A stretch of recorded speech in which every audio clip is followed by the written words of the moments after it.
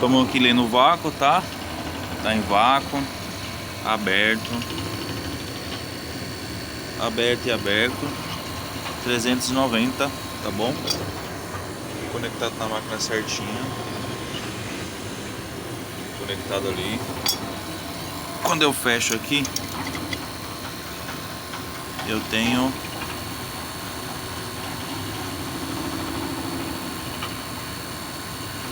375 estabilizado.